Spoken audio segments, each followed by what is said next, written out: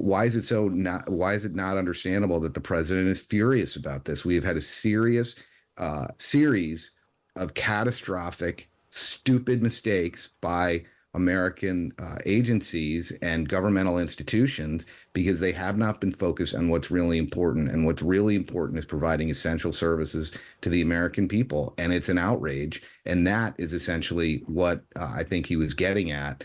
And I'm sorry, but it may not be perfect for everybody, but I saw a president who was extremely angry that he has to deal with another major screw up handed him by the previous administration, who gave him a mess that he has to clean up.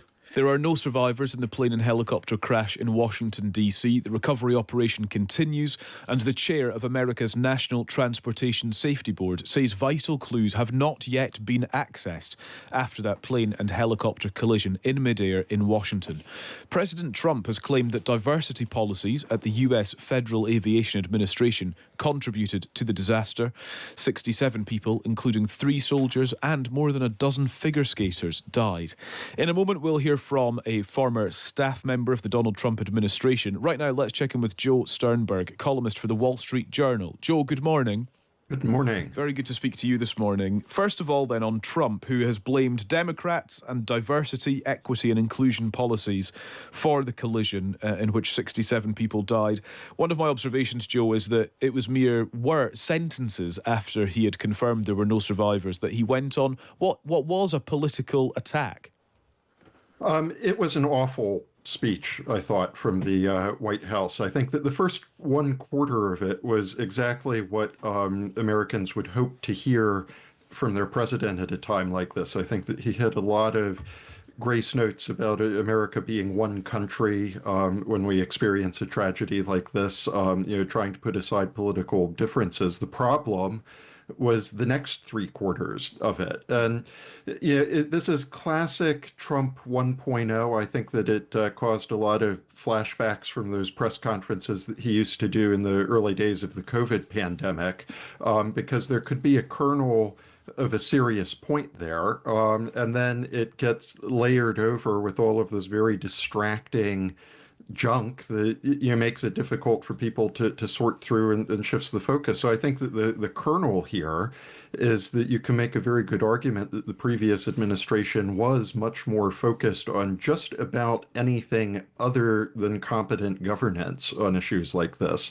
which is why you have this very dangerous airspace around Washington, D.C. that the previous administration never really seems to have tried to get a handle on. Yeah. And yet, that core message gets clouded by a lot of really unhelpful speculation that seems to be pointing at some of the individuals who were involved in this tragedy when we just don't know yet. Sure, and I suppose then the question here, Joe, is this an issue of timing as far as how Donald Trump has delivered this particular message?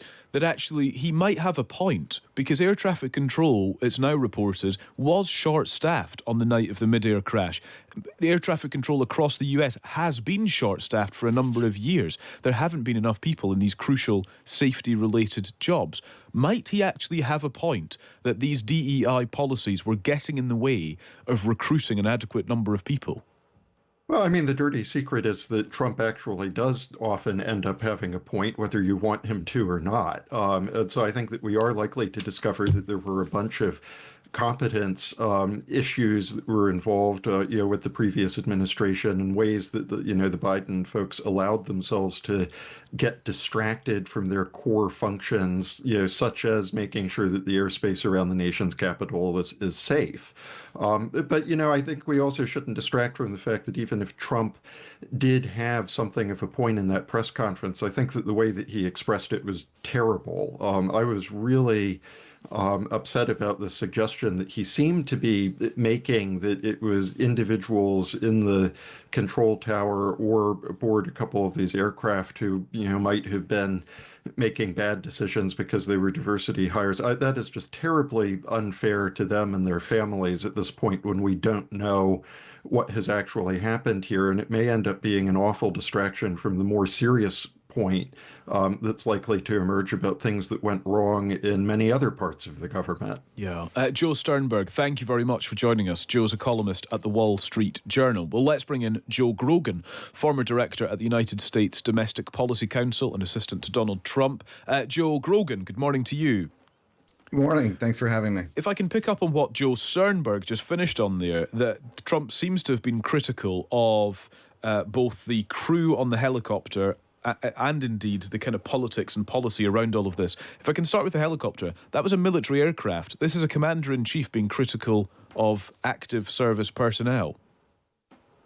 Well, let me first say, I mean, obviously this is a terrible tragedy, and having been a resident of Washington, D.C. for over 20-something years, it hits particularly hard because I'm sure as all the names get counted, I'll know people who were on that plane or know people who know people on that plane. And it's just a terrible tragedy for the United States. And that's how I listened to the president's press conference. I appreciate the comments of Joel Sternberg, but I saw a president who was angry about a government that was not serious the last 4 years. He's recently come from Los Angeles where the governor of California has been completely unserious for his time in office, grown increasingly unserious while he's been in office, where the mayor of Los Angeles has been incompetent and focused on all the wrong things, and where the website for the Los Angeles Fire Department lists diversity, equity, inclusion as its number one mission, not stopping fires, not saving people's property and lives, but diversity, equity, inclusion. Don't forget that he was almost killed by an assassin's bullet and brought in his own security team and dismissed the security agents much of the security agents that had been trying to protect him.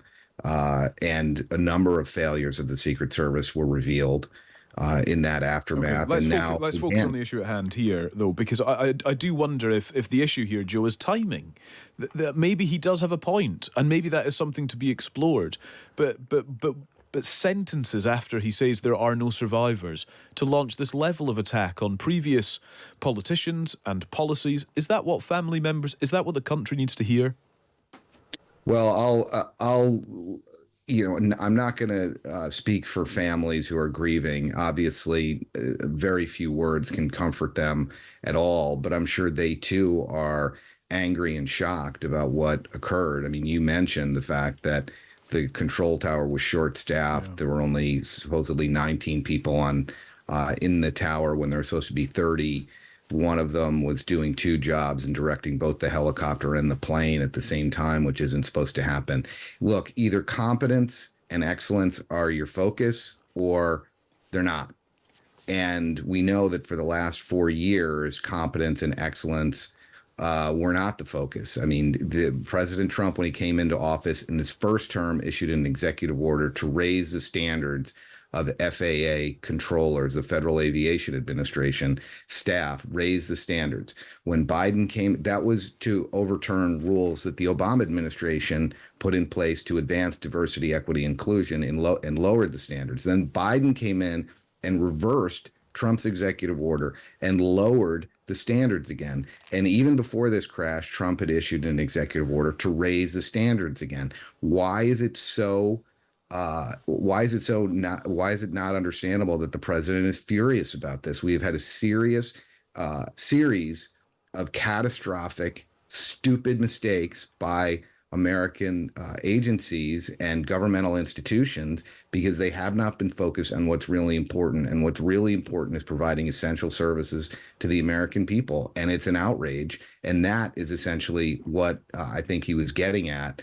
And I'm sorry, but it may not be perfect for everybody, but I saw a president who was extremely angry that he has to deal with another major screw up handed him by the previous administration, who gave him a mess that he has to clean up.